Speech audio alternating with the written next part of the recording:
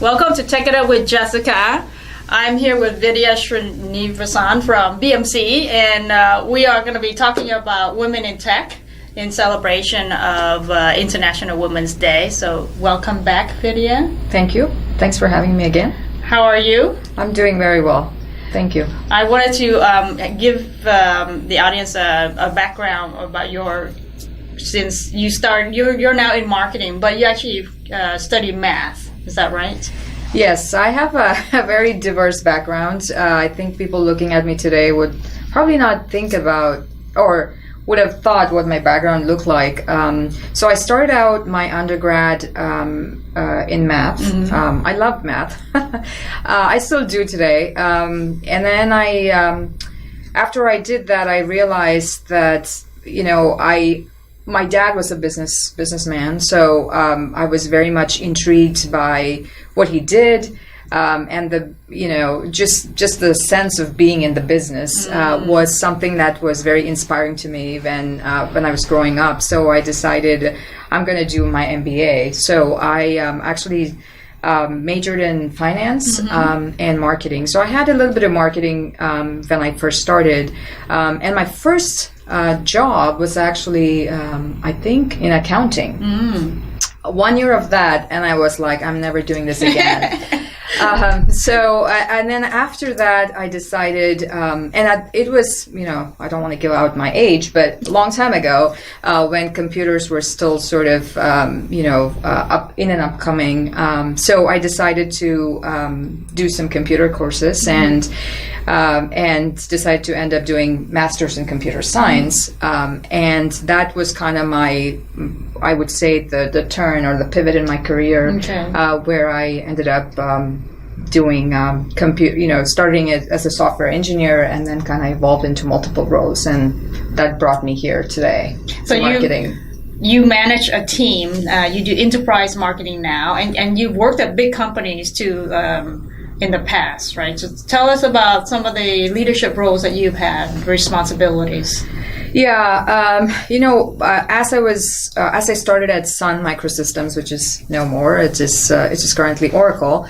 I got a chance to lead, a team of engineers, and then I evolved into sort of like a managerial role where I was doing product management, and that was the real pivot I took within Sun Microsystems.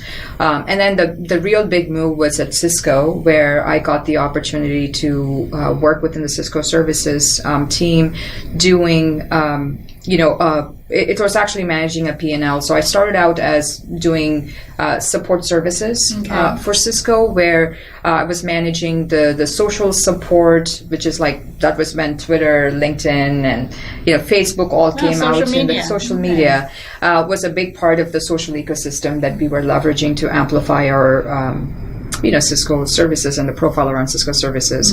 And then eventually we ended up, really deflecting and driving cost savings of over $300 million just by the use of social media and communities as the vehicle to do it. So that was a big part of, an eye-opening effort for me was, as much as I loved building products, the amount of impact you could drive by reaching customers, engaging customers through these variety of channels and media was a big part that I really enjoyed. And then that kind of drove me to the opportunity with ServiceNow, where I ended up getting hired for building the digital ecosystem. So when I started at ServiceNow, there was no community, or there was a very small, I think 600 or 700 members within the community. And when I left after 2.5 years, there was a thriving community of 15,000 members, and it's still growing. So, and today I'm at BMC, which is also a big enterprise company, and a huge following in terms of customers and social followers and the community and ecosystem. So, yeah, it's at the end of the day, it's how. What drives me is how we can put whatever we do in the best lens through whatever you do for the company, right? And marketing is a perfect vehicle to tell the story from the lens of both the company you work for, as well as make sure that it's relevant for the customers who ultimately become fans of your product or services that you're trying to sell. Now, in your position as an executive, a VP here, you have a lot of impact on diversity and gender balance in your team. Is it a 50-50 women-men team now?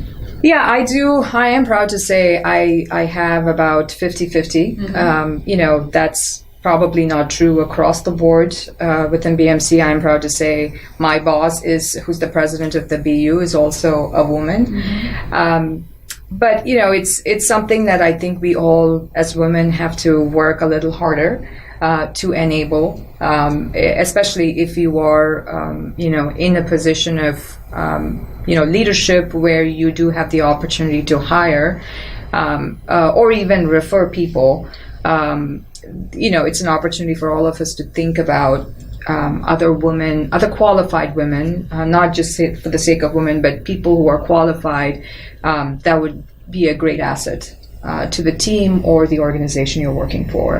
I absolutely believe we all have a part to play in it.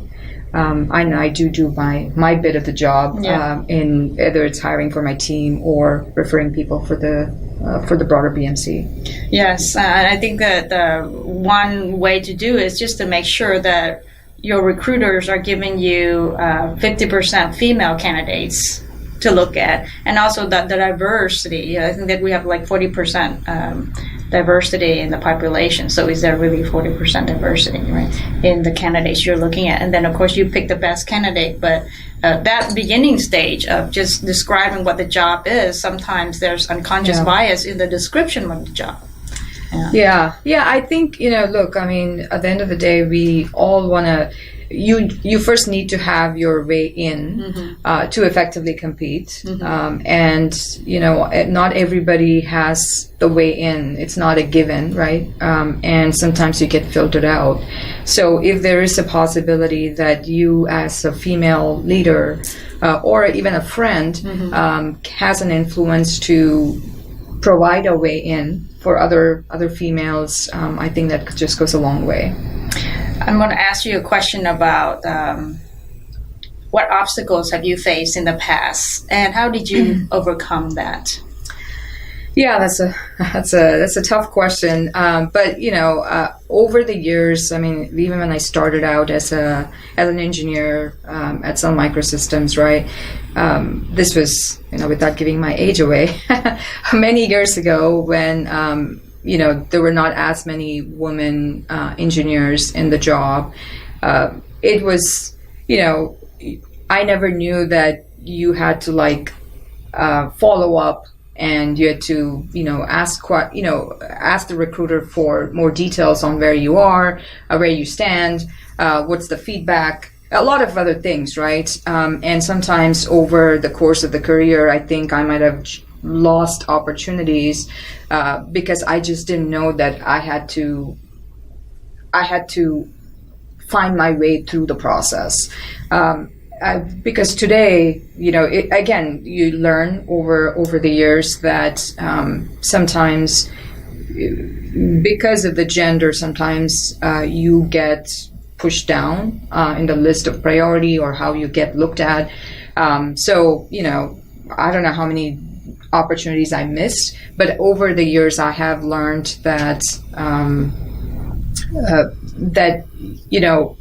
we are equals in the way we compete for the opportunities, especially in the Silicon Valley. And I do make every effort to, let's say I didn't get an opportunity, to go back to the recruiter, to the hiring manager, to understand what happened and why not me, right? So I think even regardless of the outcome that conversation is going to lead you into, it still makes the other party think about their decision. Okay. And that just makes it that much better for another female candidate to potentially, make it in the future. So it's something that we all have to make an effort at. It's definitely not as easy for us as the other gender, but it's important that, we see ourselves have tremendous confidence in our skills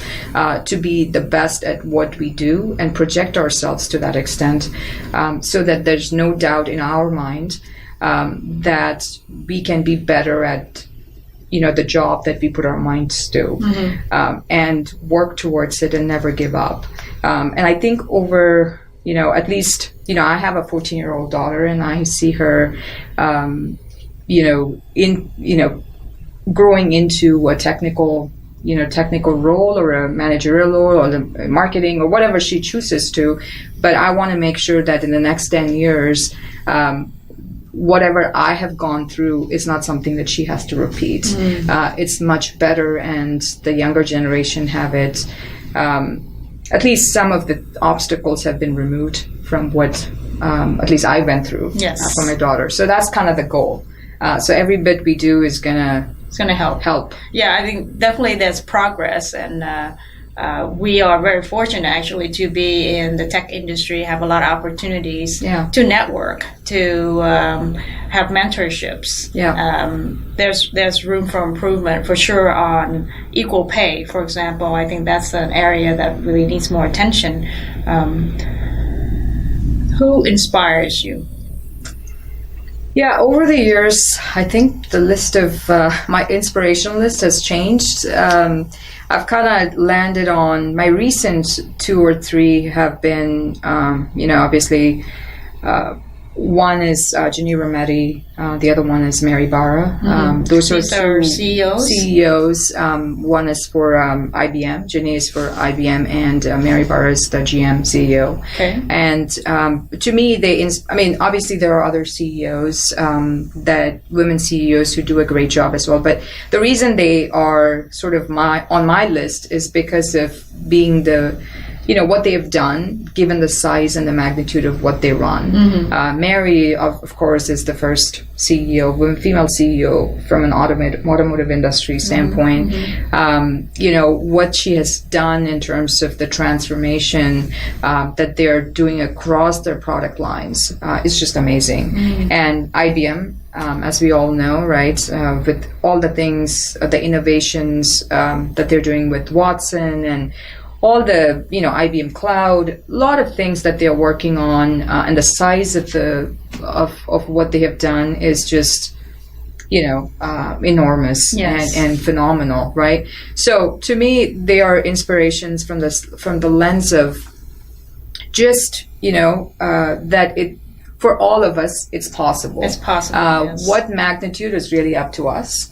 But nothing is, out of our reach. So I kind of like to shoot for the stars, and I think those 2 women, the way they are and the size and the magnitude of what they've accomplished is just very inspiring to me. Well, you are a role model to lots of other women and other girls. I think you're right in that having visibility of these leaders will inspire you and make it in your heart, you feel like, oh my gosh, it is possible. Yeah. Right. And so you are yourself a leader and a role model. So I appreciate you being here on the show and talking with us, Vidhya. Oh, really, thank you. Appreciate it. And happy International Women's Day to everybody out there. That's right. Well, thanks for watching. Take It Up with Jessica Lee.